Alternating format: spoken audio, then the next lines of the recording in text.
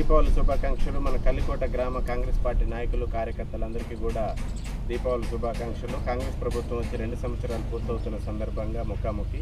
Sir ముందుగా మీ పేరు, మీ detail చెప్పి స్టార్ట్ చేయండి సార్. నా పేరు లావుడియా రాజేష్, నేను గ్రామ శాఖ అధ్యక్షుడిని. సార్ మీరు ఎప్పటి నుంచి పనిచేస్తున్నారు? ఒక 15 సంవత్సరాల నుంచి చేస్తున్నాం సార్. మరి కాంగ్రెస్ పార్టీ అధికారంలోకి వచ్చి 2 సంవత్సరాలు పూర్తిగా వస్తూ ఉంది. మరి ఎలా ఉంది పాలన, ఎలా ఉంది అభివృద్ధి, ఎలా జరుగుతుంది? బాగానే జరుగుతుంది. ఇందిరమ్మ ఇండ్లే కానీ, రేషన్ కార్డులే కానీ, ఫ్రీ బస్సులే కానీ, ఉచిత విద్యుత్ అయినా, రుణమాఫీ విషయంలో అయినా ఇలాంటి పథకాలు చేసుట్లా ఎంతో ఇది. నా పేరు Kalleda Gangadhar, Congress party state fishermen general సెక్రటరీగా వేములవాడ కాన్స్టిట్యున్సీ నుంచి ఉండడం జరిగింది. సార్ ఇప్పుడు కాంగ్రెస్ పార్టీ అధికారంలోకి వచ్చి 2 సంవత్సరాలు కావస్తూ ఉంది. పాలన ఎట్లా ఉంది, అభివృద్ధి ఎలా జరుగుతుంది, మీ అభిప్రాయం చెప్పండి. కాంగ్రెస్ పార్టీలో ఇప్పుడు అధికారంలోకి వచ్చిన తర్వాత ప్రజలు సంతోషంగా ఉన్నారు. ఇంతకుముందు బీఆర్ఎస్ పాలనలో దొరల అహంకారానికి గురై ఎవరు కూడా గ్రామాల అభివృద్ధిలా జరగలేకపోయినాయి గ్రామాలు. ఇప్పుడు కాంగ్రెస్ ప్రభుత్వంలో ఉచిత బస్సు కానీ, ఉచిత కరెంటు కానీ, రైతు రుణమాఫీ కానీ, ఇందిరమ్మ ఇండ్లు కానీ, రేషన్ కార్డు కానీ ఇలాంటి పథకాలతోటి ఇప్పుడు ఆల్రెడీ 6 గ్యారంటీలలో 4 గ్యారంటీలు పూర్తి చేయడం జరిగింది ముఖ్యమంత్రి రేవంత్ రెడ్డి గారి ఆధ్వర్యంలో. అలాగే రానున్న ఇంకో 2 గ్యారంటీలు 2 పథకాల్ని ఇంప్లిమెంట్ చేసే పద్ధతిలో ముఖ్యమంత్రి రేవంత్ రెడ్డి గారు ఉన్నారు. ఈ 6 గ్యారంటీలు 4 గ్యారంటీలతో ఆల్రెడీ ప్రజలు స్వచ్ఛందంగా ఓకే కాంగ్రెస్ పార్టీకి మంచి భవిష్యత్తు ఉంటుందని ప్రజలు కూడా అనుకుంటున్నారు. సార్ మరి ప్రతిపక్ష పార్టీలు కాంగ్రెస్ పార్టీని బాగా విమర్శలతో ముంచెత్తుతూ ఉన్నాయి. గ్యారంటీ కార్డులు ప్రదర్శిస్తూ ఇచ్చిన హామీలు అమలు చేయట్లేదు, ఈ ప్రభుత్వం పాలన చేత కాదని చెప్పేసి విమర్శిస్తూ ఉన్నారు. దీని మీద మరి మీ స్పందన ఏంటి? మీరు ఏం చేశారు? ప్రతిపక్ష పార్టీలు గ్యారంటీల మీద కార్డు తీయడం అనేది దుష్ప్రచారం. వాళ్ళు ఇచ్చిన హామీలు ఎంతవరకు నెరవేర్చారో చెప్పాల్సిన బాధ్యత వాళ్ళపైన ఉన్నది. మేము ఇచ్చిన హామీలు ఎంతవరకు చేస్తున్నాము అనేది చెప్పడానికి మేము సిద్ధంగా ఉన్నారు. వాళ్ళు బహిరంగంగా చర్చకు సిద్ధమైతే నేను దానికి వివరించడానికి నేను సిద్ధంగా ఉన్నాను. మేము ఇంప్లిమెంటేషన్ 6 గ్యారంటీలలో ఇప్పటి వరకు రైతుకు 2 లక్షల రుణమాఫీ చేసినాం, ఉచిత సన్నబియ్యం, రేషన్ కార్డు. అదే 10 సంవత్సరాల టీఆర్ఎస్ పాలనలో ఒక్కరోజు కూడా రేషన్ కార్డు 10 సంవత్సరాల పాలనలో ఒక్క ఇంటికి రేషన్ కార్డు ఇచ్చిన పాపాన పోలే, రేషన్ కార్డు ఇవ్వలే. అలాంటిదే సరే ఇప్పుడు కేసీఆర్ గారు కూడా 100 హామీలు ఇచ్చిర్రు. అందులో ఎన్ని ఇంప్లిమెంటేషన్లు ఉన్నాయో ఒక్కసారి వాళ్ళు కూడా చర్చకు సిద్ధమంటే మేము ఇచ్చిన దానిలో మేము ఎంతవరకు చేస్తున్నాము, వాళ్ళు ఎంతవరకు చేస్తున్నాం చర్చకు రమ్మనండి, దానికి మేము సిద్ధము. దానికి వివరణ ఇవ్వడానికి కూడా మేము సిద్ధం. ఈరోజు బీఆర్ఎస్ పాలనలో తెలంగాణ కావాలని చెప్పి బీఆర్ఎస్ ఈరోజు తెలంగాణ ఇచ్చినటువంటి కాంగ్రెస్ పార్టీ అప్పుడు తెలంగాణ కోసం కొట్లాడినటువంటి బీఆర్ఎస్ పార్టీకి మిగులు బడ్జెట్ తోటి ఇచ్చిన రాష్ట్రాన్ని ఇవాళ అప్పుల కుప్పగా మార్చిన రాష్ట్రంగా ఎవరికైనా పేరు దక్కిందంటే కేసీఆర్ గారికి.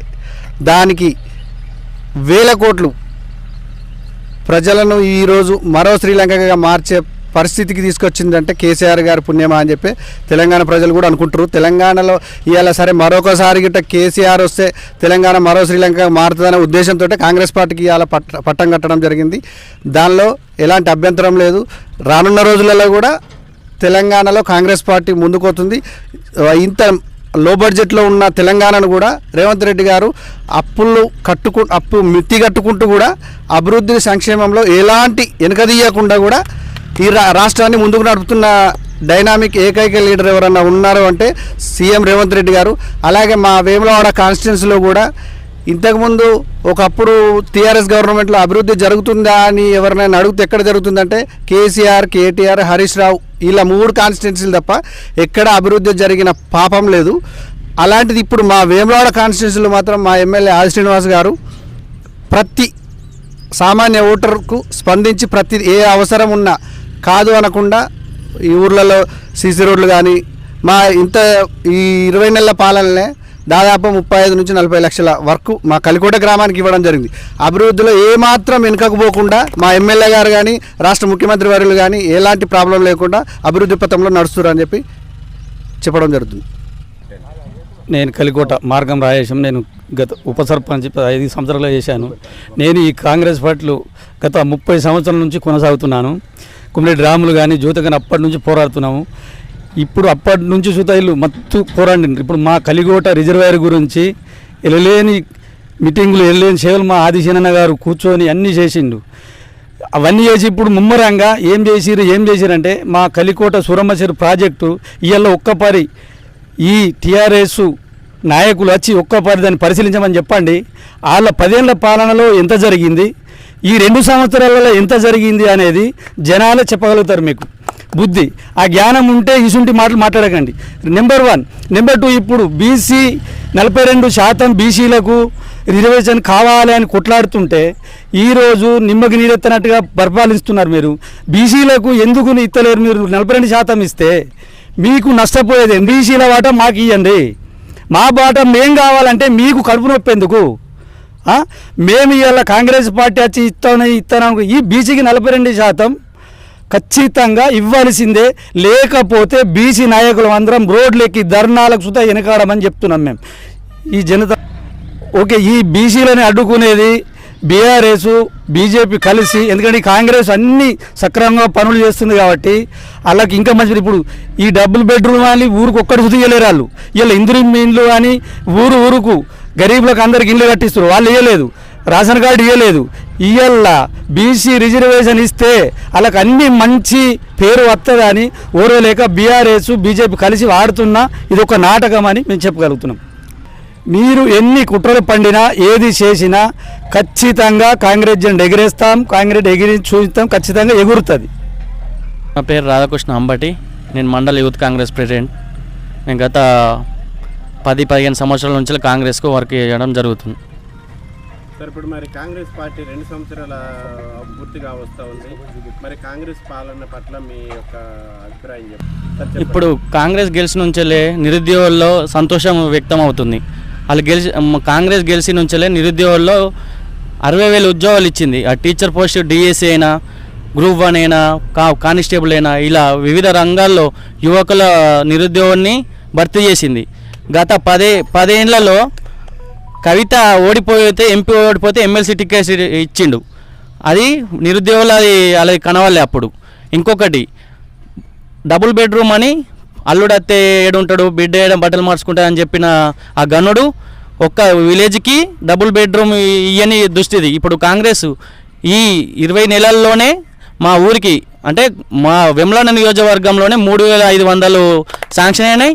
విత్ మా కలికోట గ్రామంలో 9 శాంక్షన్ అయితే 7 సెత్తుకు వచ్చినాయి. అవి డబ్బులు సుతా ఏంటంటే వారం కాగానే డబ్బులు వాడుతున్నాయి.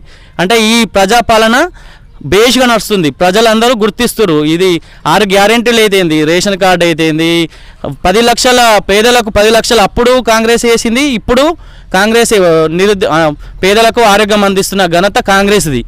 కరెంట్ అంటారా, కరెంట్ అప్పుడు ఉచిత కరెంట్ ఇచ్చింది, ఇప్పుడు ఇళ్ళల్లో కరెంట్ ఇస్తుంది. అది చేసిన ఘనత ప్రజాప్రభుత్వంది. వెమ్లాడ ఎమ్మెల్యే మా సీనన్న బేషుగా పనిచేస్తాడు, ప్రజల వద్దకు వెళ్తుండు.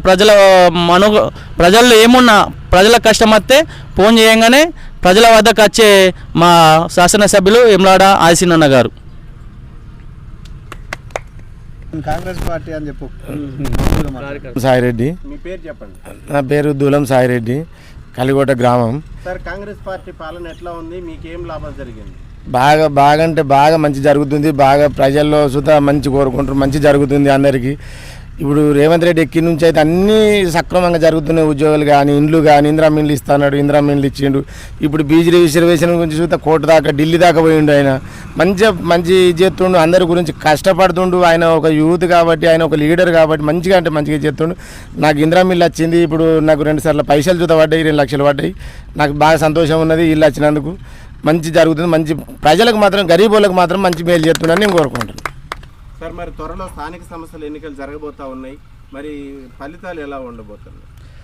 స్థానిక సంస్థల ఎన్నికల్లో కాంగ్రెస్ పార్టీకి అధికంగా అఖండ మెజార్టీతో మా ప్రతి గ్రామాలలో మా కాంగ్రెస్ నాయకులు, సర్పంచులు కానీ, ఎంపీటీసీలు కానీ, జెడ్పీటీసీలు కానీ 100కు 100 భరోసాతో గెలుస్తారని చెప్పి నా యొక్క ధీమా వ్యక్తం చేస్తున్నాను.